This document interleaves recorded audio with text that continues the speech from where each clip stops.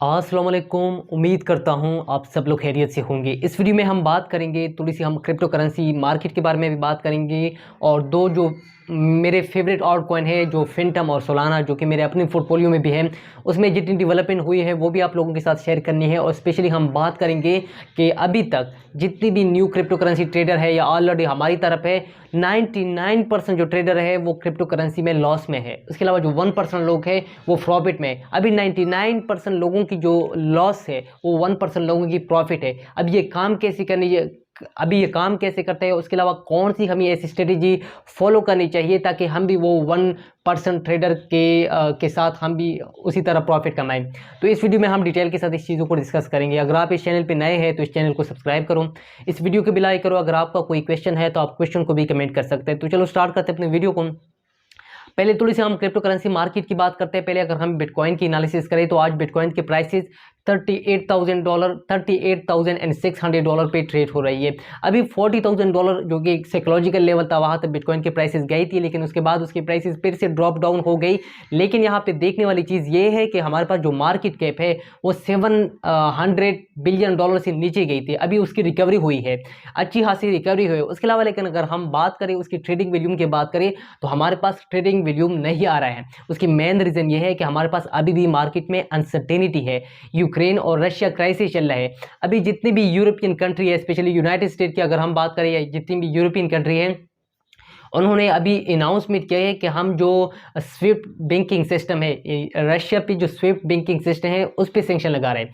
उसका Swift banking का मतलब यह है कि अभी रशिया किसी इंटरनेशनल बैंक के साथ फिर ट्रांजैक्शन नहीं कर पाएगा। तो ये एक बहुत बड़ी डेवलपमेंट हुई है रशिया। उसके अलावा अभी अगर हम बात करें जो अटैक किया है यूक्रेन पे अटैक किया है, तो ये हमारे यहाँ पे 14 दिन है। अभी उसकी जो कैपिटल है उस पर वो लोग कैप्चर करेंगे, कब्जा कर लेंगे। उसके बाद क्या डेवलपमेंट होगी ये तो बाद में डिसाइड किया जाएगा। लेकिन अभी तक जो इन्वेस्टर हैं वो अनसर्टन है, बिकॉज मार्केट में अनसर्टिनिटी है। जब तक जो इन्वेस्टर है उसकी कॉन्फिडेंस बहाल नहीं होगी तब तक क्रिप्टो करेंसी मार्केट भी ऊपर नहीं जा सकती। स्टॉक मार्केट में भी बहुत ज़्यादा अनसर्टिनिटी है और क्रिप्टो करेंसी मार्केट में भी अनसर्टिनिटी है। अगर आपने ट्रेड करना है तो बड़ी ध्यान के साथ ट्रेड करना है, क्योंकि ऐसा ना हो कि आपकी लॉस हो जाए। अगर पॉजिटिव डेवलपमेंट आ जाती है क्रिप्टो करेंसी मार्केट में तो ऑब्वियसली बिटकॉइन की प्राइसेस $45,000 है, इसको टच कर सकते हैं। और इनिशियली हो भी सकता है कि आने वाली वीक में इसको टच भी कर ली, क्योंकि अच्छी न्यूज़ भी आ रही है। इसके अलावा अभी अगर हम बात करें ऑल्ट कॉइन के बारे में बात करें, स्पेशली अगर हम फिनटम के बारे में बात करें, जो मैंने उसको अपने पोर्टफोलियो में ऐड किया है, बहुत अरसे से मैं इसको होल्ड कर रहा हूँ। उसकी टॉप रीज़न ये है कि ये मेरा फेवरेट भी है। इसकी जो फंडामेंटल भी बहुत अच्छे है, उसके अलावा उसकी टेक्निकल एनालिसिस भी बहुत अच्छी बन रही है। उसकी चार्ट है, चार्ट अगर मैं फिनटम की चार्ट आप लोगों के साथ शेयर करूं तो चार्ट में आप लोग देख सकते हैं कि वहाँ पे मैंने support and resistance level draw किया है बाय हेल्पिंग उसकी जो फिबोनाची लेवल भी आप लोग देख सकते हैं। उसकी जो गोल्डन रेशो है अभी उसकी प्राइसेस $1.72 के राउंड ट्रेड हो रही है। ये हमारे पास एक स्ट्रॉन्ग सपोर्ट लेवल भी है। अभी हमारे पास जो शॉर्ट टर्म के लिए जो रेजिस्टेंस लेवल है वो $2.1 $2.3 एंड $2.5। मैंने चूंकि इसको $1.3 पे उसको परचेज किया है, बाई किया है, मैं उसको होल्ड रखता हूँ इवन $3 तक, क्योंकि जो फेंटम है इसमें जो डेवलपमेंट हुई है या इसकी जो फंडामेंटल बन रहा है, इसे यही लगता है कि ये बहुत जल्द अपने ऑल टाइम हाई तक जा सकती है और मार्केट में थोड़ी सी स्टेबिलिटी आई। इसका कौन सी डेवलपमेंट हुई है वो मैं आप लोगों के साथ शेयर करता हूँ। यहाँ पे हम जाते हैं उसकी टोटल वैल्यू लॉक को देखते हैं। तो उसकी टोटल वैल्यू लॉक में अगर हम देखें पहले नंबर पे तो इथेरियम है, उसके बाद हमारे पास टेरा है, BNB है, और चौथे नंबर पे हमारे पास फेंटम है, FTM। उसके अलावा अगर हम बात करें ये टॉप 10 में आता था, लेकिन अभी ये 4th पोजीशन पे आ गए हैं। पॉलीगॉन, एवेक्स, उसके अलावा जितनी भी अदर ऑल्ट कॉइन है उसको पीछे छोड़ दे। इसकी जो टोटल वैल्यू लॉक है $11 बिलियन के करीब बन रही है। अभी हमें यही रिप्रेजेंट करता है कि इसकी जो डिफाई सिस्टम है, डिफाई इकोसिस्टम है, उसकी एक्सपेंशन हो रही है। उसके अलावा पॉलीगॉन की भी आप देख सकते हैं कि पॉलीगॉन में भी बहुत ज़्यादा टोटल वैल्यू लॉक, उसकी जो परसेंटेज चेंज है उसको देखो तो उससे आपको आसानी के साथ ये पता चल सकता है कि अभी इस प्राइसेस तो इसके नीचे है, लेकिन इसके बैक में जो डेवलपमेंट एक्टिविटी हो रही है वो इसकी प्राइसेस को पुश कर सकते हैं, उसके प्राइसेस को बहुत ज़्यादा ऊपर पुश कर सकते हैं। तो इसी वजह से जो फेंटम है इसको मैंने अपने पोर्टफोलियो में ऐड किया है। अभी भी ये बाइंग जोन में है। उसके अलावा अगर हम बात करें हमारे पास सोलाना की बात करें तो सोलाना की प्राइसेस तो बहुत ज़्यादा ड्रॉप हो गई। अभी जब नवंबर में इसने $250 की जो ऑल टाइम हाई बनाया, उसके बाद उसकी प्राइसेस मुसलसल डाउनवर्ड ट्रेंड में है। चार्ट में भी आप लोग देख सकते हैं कि मुसलसल हायर लो बना रहे हैं और उसकी प्राइसेस नीचे की तरफ आ रही है। बहुत सारे रीजन उसके हो सकते हैं। उसके अलावा अगर हम उसके आरएसआई को देखें तो उसके आरएसआई जो नवंबर में और बहुत पोजीशन पे चला गया था, उसके बाद उसके आरएसआई 50 से ऊपर गए ही नहीं है। अभी इसके रीजन तो बहुत सारे हो सकते हैं। अभी एक रीजन तो ये हो सकता है कि मार्केट डाउन है, इसी वजह से सोलाना भी डाउन है।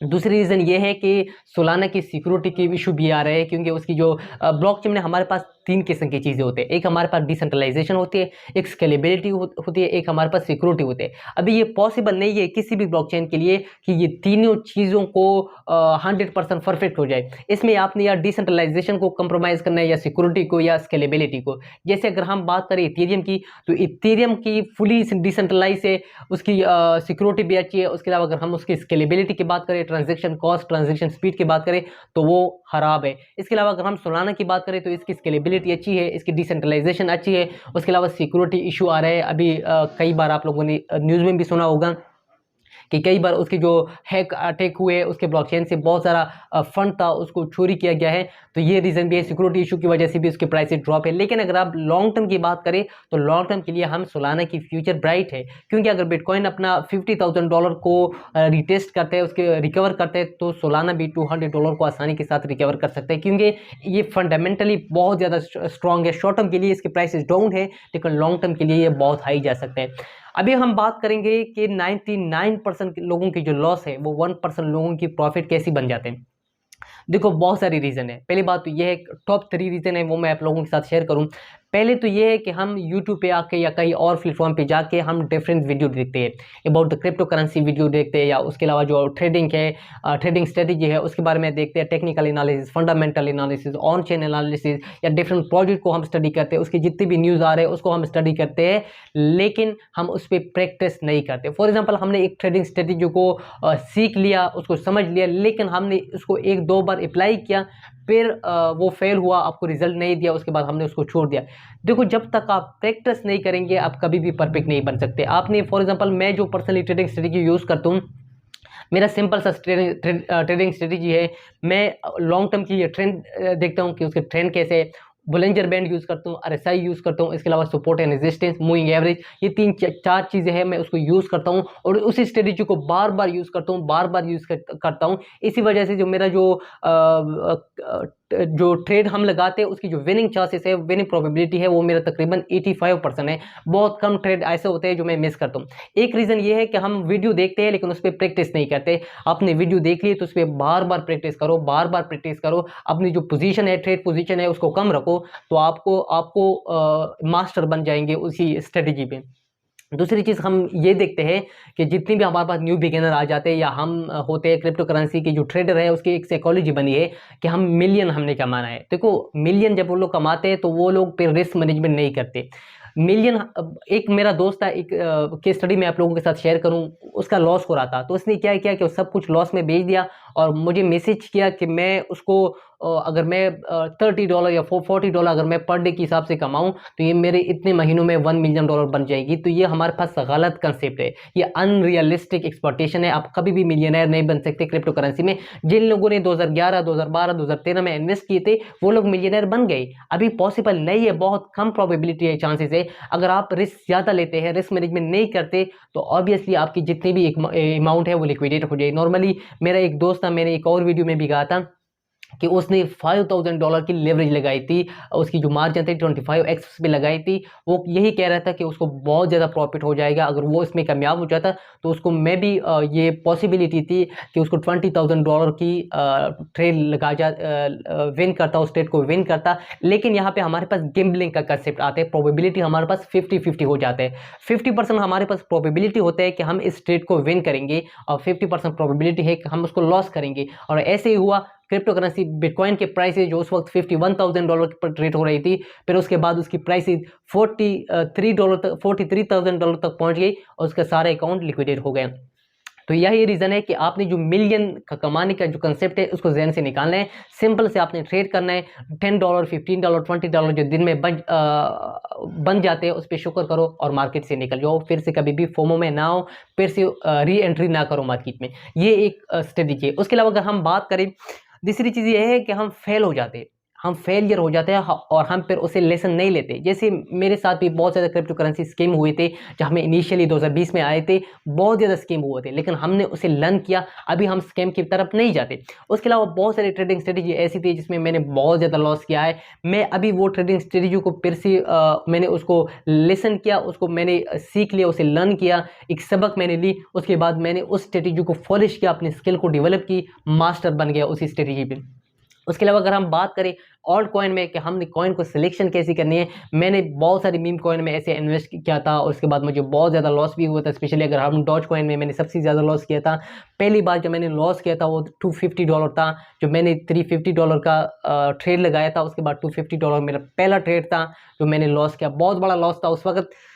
तो आपने सीखना है, अगर आप फेल हो जाते हैं आपने सीखना है, अपने मार्केट से निकलना नहीं है, आपने अपनी स्किल को डेवलप करना है, अपनी जो टेक्निकल टीए है उसको बेहतर बनाना है, अपनी जो स्किल है, अपनी ट्रेडिंग स्ट्रेटेजी उसको मास्टर करें। ना सिर्फ आपने खुद को एजुकेट करना है क्रिप्टो करेंसी के बारे में, बल्कि उस एजुकेशन को यूज़ करके खुद को मास्टर बनाना है उस स्पेसिफिक स्किल के बारे में। तो ये थी complete guidance about crypto currency के बारे में, थोड़ी सी आप लोगों के साथ मालूमात शेयर की। दो जो मेरे फेवरेट ऑल्ट कॉइन थे वो भी आप लोगों के साथ शेयर की, और उसके अलावा आपने कौन से तरीके स्ट्रेटेजी को यूज़ करना है ताकि आप भी जो 1% लोग हैं उसमें आ जाए, ना कि 99% जो हमेशा लूज़ करते हैं। अभी 1% लोग क्या करते हैं कि वो तो फंड में नहीं आ जाते, उसके अलावा फोमो ट्रेडिंग नहीं करते, रिवेंज ट्रेडिंग नहीं करते, अभी जो अपने प्रॉपर स्ट्रेटेजी बनाते हैं, स्ट्रेटेजी को बार बार अप्लाई करते हैं, बार बार अप्लाई करते हैं। अगर एक दिन में उसकी लॉस हो जाती है, हर ज़रूरी नहीं है कि हर दिन आप ट्रेड लगाते हैं, हर दिन आप उस ट्रेड को विन करें, नहीं, लॉस भी हो जाता है। आपने लॉस किया तो मार्केट से निकल जाओ, उसी दिन फिर से री एंट्री ना करो।